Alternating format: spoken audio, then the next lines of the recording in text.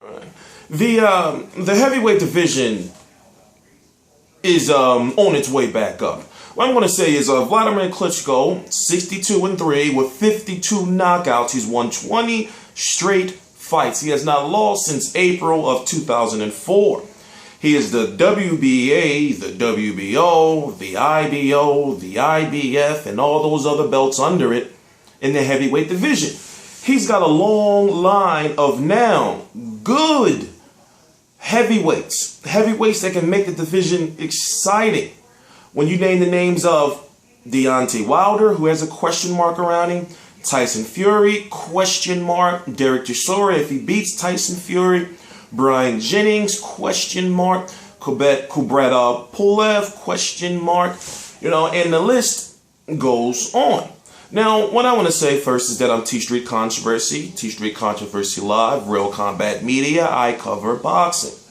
So when it comes to American boxing, boxing in Bulgaria, boxing in Canada, boxing in Thailand at the Kokik Gym, I'm going to cover it, basically. So what I'm saying is you have a fighter, Wladimir Klitschko, who, in my opinion, pound for pound, throughout the history of boxing, is a very good boxer.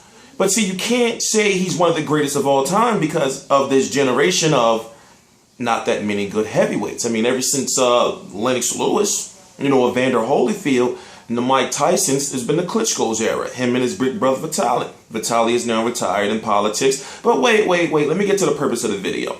He was supposed to be fighting, Wladimir Klitschko was supposed to be fighting his toughest fight in the last 20 years. Well, one of his toughest fights in the last 20 fights, in my opinion, in Kubrat Pulev, 20-0 with 11 knockouts. You may say, oh, 11 knockouts, or who is this guy? I never heard of him before. He's just another bum that's going to get knocked out by Wladimir. And that's what I've been hearing. But unless you watch this guy, you can't give an accurate assessment. Now, he's 6'4" himself. If you don't know, Wladimir is 6'6". He fights with his hands high. That means something, and he has hand speed.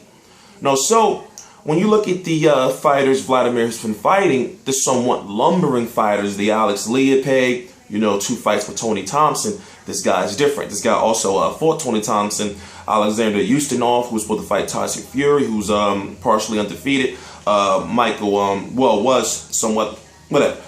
Michael Sprott, and Matt Skelton. And what I'm saying is that skill-wise, I'm trying to get you to understand what I'm saying. This guy has fast hands.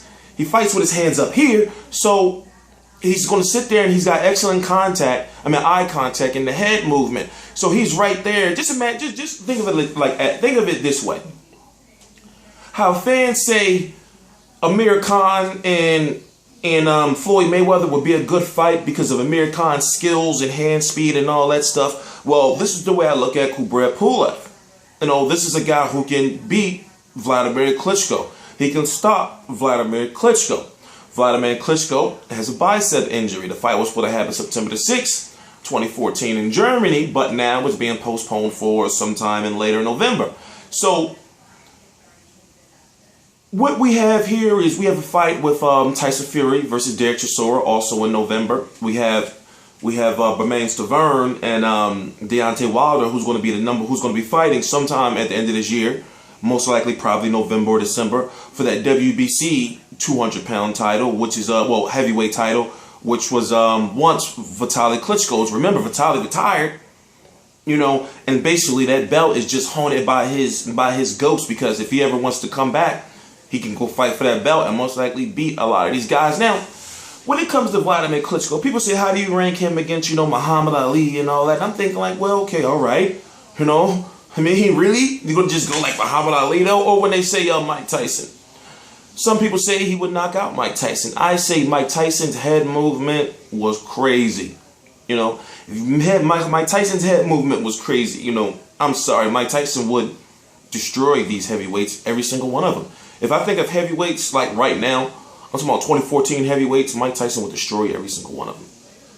1989, 1988, Mike Tyson would destroy every single one of them. So, moving on, it just seems as though Wladimir Klitschko is having a little bit of an issue with the drug testing. Kubrat Pulev pointed out in a recent interview on Boxing Scene, basically that, quote unquote, the integrity of Wladimir Klitschko is somewhat in question. You know, and I mean, I'm quoting a word. And what I'm saying is, you know, the honesty of if he's clean or not. You know, when it comes to drug testing, I look at it like this, right? Once an opponent says something about drug testing and it says like, listen, you take the drug test, you know, I feel you as a fighter should say, look, go get the needles right now. I take that, go get, you know. I feel it should be like that. Kubrat Pulev is under 24/7 drug testing. To whereas in, from my understanding, Wladimir Klitschko is not. And this is not the first time this has come up. Now, do I think Wladimir Klitschko is clean? Yes, because he's just, if you look at one of the, like, he's so intelligent, he's so smart, you know, fluent in multiple languages. He just don't seem like a guy that just wouldn't be all natural. You know, I can understand where Pulev is coming from, because he's like, yo, why are you not doing the same drug testing I'm doing? Because apparently Wlad is doing a German-based, using German-based drug testing, to whereas in what I'm understanding is that Pulev is using, how can I put it? I'm trying to figure out how to word it. I'm just going to simple, just better drug testing, you know? So, or what he feels is better or international. Nada. I didn't look him up. I forgot I had to research that before I got on here. But NADA, you know, I don't know what the N stands for. Maybe it's National Anti-Drug Agency. You know, I don't know. But once again, I'm T Street Controversy. This is T Street Controversy Live.